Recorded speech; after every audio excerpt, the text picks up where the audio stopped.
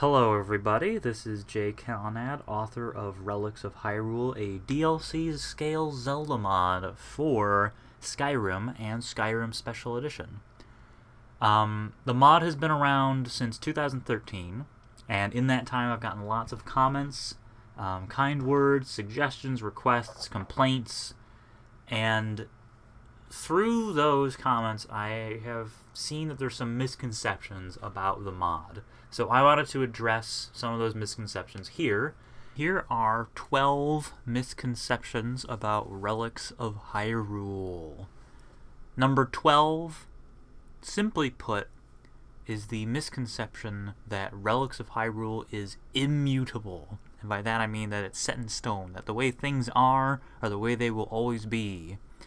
Sometimes I get comments from people who are disappointed that something's a certain way, but I can always change things. Granted, I can't change things too much, or else it would be, going against what it is. But just because, for instance, a certain area isn't very big, doesn't mean that I won't expand that area in the future. Or if something looks a certain way and has kind of weird looking textures or something, doesn't mean that I won't update those textures in the future. Number 11. Relics of Hyrule Special Edition is different from Relics of Hyrule Legendary Edition. Now, there are some minor differences, but all of those minor differences are because of Skyrim Special Edition, not the mod. The way that Skyrim Special Edition handles certain things, it'll make items look a little different than they do in Legendary Edition, but that's it. The way I make Relics of Hyrule is I work in Skyrim Legendary Edition, which is the version that was released in 2011. I work in that version, work out all the bugs, and then finish what I was doing, and then port it to Special Edition so it works in Special Edition. That's it. If there are any differences, it's because of Skyrim's engine or because of different mods or Creation Club content that was installed. So that's it. No differences, really.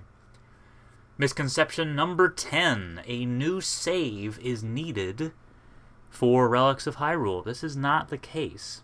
If you are playing a character and you've played them forever, and they're somehow still stable after all these years, you can install Relics of Hyrule and just go at it.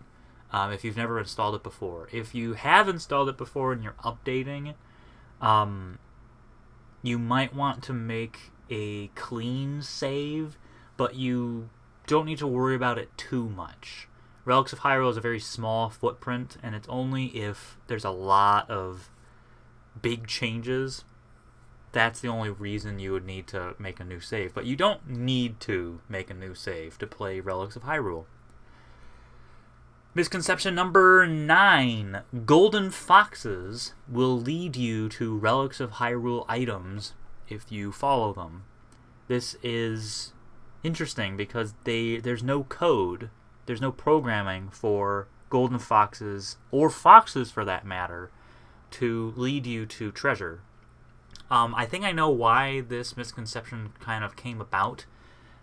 It's kind of like the telephone game. There's a misconception that foxes lead you to treasure in Skyrim. That's not the case. So people took that misconception. Golden foxes are present in Relics of Hyrule, and they bear a striking resemblance to Keatons, which give you spoils for different things. So this connection was made, golden foxes must lead you to treasure just like foxes do, and since golden foxes are from Relics of Hyrule and they're based on Keatons, they must lead you to Relics of Hyrule items. Not the case. I did consider making this real, but that's not how it is in the mod. I might do something with the golden foxes that makes them do something related to treasure, but as it is right now, in Relics of Hyrule, golden foxes do not lead you to treasure. If you find treasure while following a golden fox, that's just luck. Misconception number 8. Relics of Hyrule is balanced to all playstyles and load orders. This is impossible. There is no way that I would be able to make Relics of Hyrule balanced to all load orders.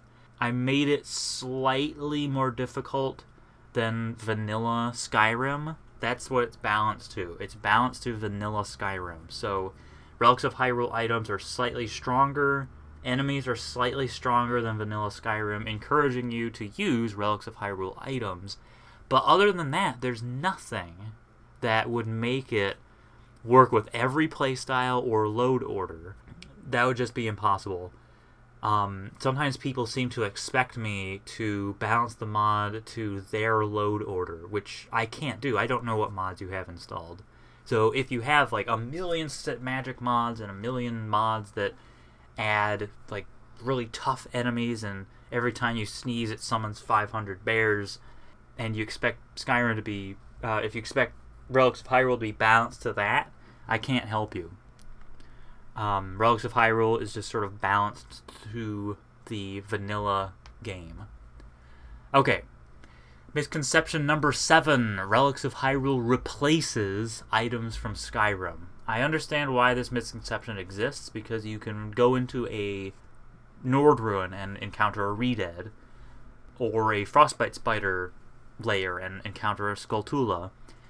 But I didn't replace anything. So the Iron Swords are not replaced with Forgotten Swords. The Ebony Sword isn't replaced with anything. Anything that you find in a vanilla location was either hand-placed or it's through a leveled list. So it's either random or I put it there and I didn't remove anything. I don't remove anything from the vanilla game and replace it with Relics of Hyrule stuff. Relics of Hyrule is not a replacer. It's not an overhaul. It's meant to be like a DLC. It's meant to connect and weave into what you've already experienced with Skyrim. Misconception number 6. Relics of Hyrule crafting is like Skyrim crafting. When I say this, what I mean is you take all the ingredients you need, you have the right perk, and you go to the forge and you just throw all the ingredients in the forge and out pops whatever you were crafting. Some items in Relics of Hyrule do that, but if you play Relics of Hyrule, you'll notice that when you first find the Terminin Forge, for instance, there's not a lot of recipes in there. The way that Relics of Hyrule does things is it doesn't show you the recipe unless you have a certain item. That's sort of a story reason, because I don't want to spoil that a certain item is in the mod until you find it. And also, it makes sense from a story perspective because your character doesn't know how to fix these things. They would need to pick up the item and look at it and think about it. So that's one thing. Also, it's not perk-based. It's level-based.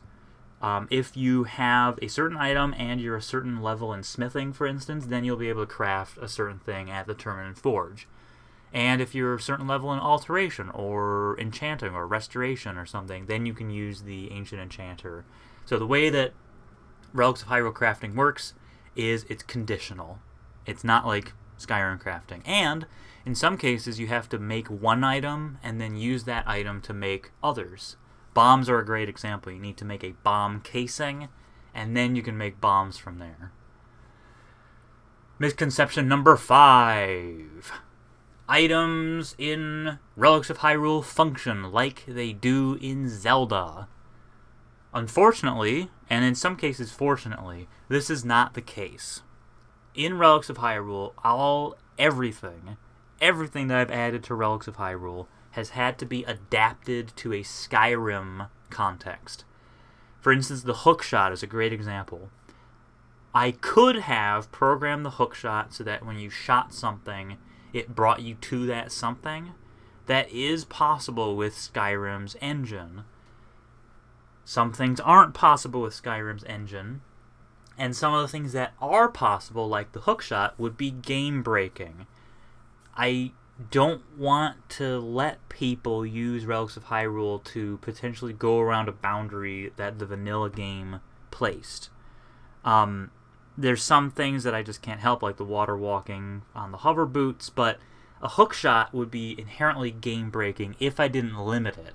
I do have a concept of what I can do with it in the future to make it function like it did in Zelda, but as it is, I can't make it function like it did in Zelda because that would be game-breaking. And in some cases, making something function like it did in Zelda would be impractical. The heart container in Relics of Hyrule permanently fortifies your health by 100 points. In Zelda, it adds a heart. Skyrim doesn't have hearts, so I would have had to translate the heart system. What is a heart? 10 hit points? And then somehow I would have had to make the heart containers, every time you found one, it fortifies your health by 10 points. It would have been very complicated to do that, and logically that could be done, but it would be a very complicated system of scripts, and I just wouldn't be interested in doing that. So, items in Relics of Hyrule will not necessarily function like Zelda items. Okay, misconception number 4. Everyone is here.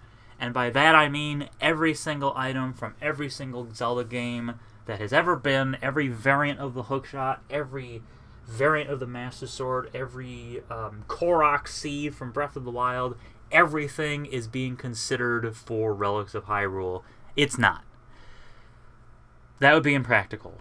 And I understand why, for instance, I get requests for the Ocarina of Time Master Sword. I understand why people would want that variant.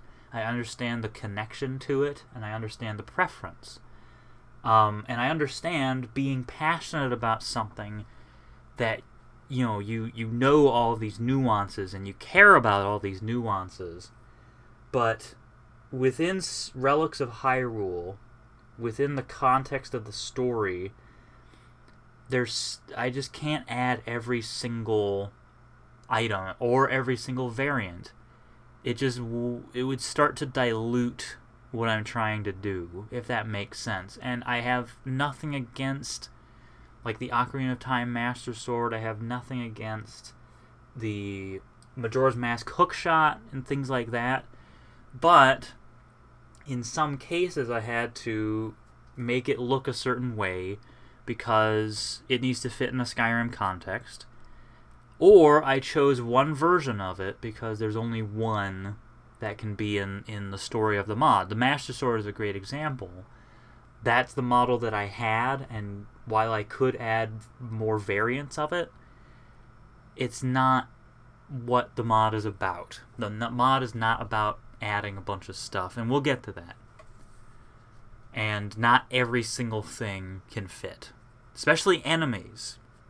Enemies I have to prioritize. I can't add every single enemy because where would I put them? I have to be careful what I add because not everything will fit, and if I add too much it will sort of muddle things. Okay, top 3. Misconception number 3. Relics of Hyrule follows the official Zelda timeline. It does not follow the official Zelda content. Relics of Hyrule follows its own version of the timeline, and here's the Relics of Hyrule timeline. Skyward Sword, other stuff, things happen through Ocarina of Time and Majora's Mask, and then the rest of the timeline gets crumpled up in a ball, thrown out the window, and forgotten, ignored. Relics of Hyrule does not follow the official Zelda timeline. It follows its own timeline, which you can read on the Relics of Hyrule wiki. Please help with the Relics of Hyrule wiki. I don't have enough time to do it. Shameless plug for the wiki. Okay, what Relics of Hyrule does is it takes the Zelda timeline and just does its own thing. In some cases, it rearranges how things happen. It wouldn't have made sense for it to use the timeline, and I guess I could have been like, oh, Relics of Hyrule happens at the end of the timeline, like after the end of the timeline. But that doesn't really work because the timeline branches. So I didn't worry about that. I just said, forget the timeline. Relics of Hyrule does its own thing. And the lore explains that. Okay, misconception number 2. Relics of Hyrule is linear and guided. Unfortunately, if you're expecting an experience like modern gaming tends to be, which is you go here, you do this, you go here, you do this, you have this choice or this choice, doesn't matter what choice you make, everything will be fine. That's not how Relics of Hyrule does things. And really, that's not how Skyrim does things. I mentioned this before in another video, but Relics of Hyrule is not a linear experience. You can start anywhere you want. There are paths that you can follow, but the end of the path just sort of opens up and you just follow your own journey. That's what Relics of Hyrule is. Number 1 misconception about Relics of Hyrule is Relics of Hyrule is Zelda stuff in Skyrim. Okay, let me explain. At first glance, it looks like Relics of Hyrule is a Zelda weapon pack or something like that. What Relics of Hyrule is, it's meant to be sort of like a DLC. Obviously, it's a little different. There's no quests or anything. There's no dialogue yet. And when I do add dialogue, it won't be much. Because this is a Zelda mod. But what Relics of Hyrule does is it weaves the two ideas of Zelda and Skyrim so that they're like the same universe, but it doesn't directly connect the universes. Some people have suggested things like, oh, why don't you say that the Zoras were the predecessors to the Argonians? Well, that contradicts Elder Scrolls lore. The Hist made the Argonians. That's well established. So I can't say that the Zoras are the ancestors to the Argonians because they're not. I can't make direct connections like that because Relics of Hyrule is not about... It's not a Elder Scrolls origin story. Relics of Hyrule is a... It's a story about a long-lost kingdom. It's about this kingdom that is gone and you're picking up the pieces trying to find what happened to it. It essentially is like Hyrule was like the Dwemer or the Ayleids. It's this civilization that existed in the same space as what Skyrim is now, but it's completely separate. The idea with Relics of Hyrule is to tell a story in the Skyrim world, and that story just so happens to feature Zelda items. So, Relics of Hyrule, the priority really is the story, and as luck may have it, a lot of Zelda items come along for the ride, but the goal of the mod isn't just to add Zelda items. I think if you experience the mod for yourself, you'll see kind of what I'm going for with it. Not a lot of people really get what I'm trying to do with the mod, and a lot of these misconceptions kind of confuse what the mod is meant to be. At its core, Relics of Hyrule it's a love letter to Zelda. It's a love letter to games and fantasy and those kinds of experiences. It's not fan service. It's not a lot of things. But I think it's a great experience. It's a unique experience. And I hope that you experience it yourself. I hope you try it out. And maybe what I'm trying to do with it will come across. But at the end of the day, as long as you're enjoying it, that's what matters. So thanks for watching this video as I go through these misconceptions about Relics of Hyrule, and I'll see you next time.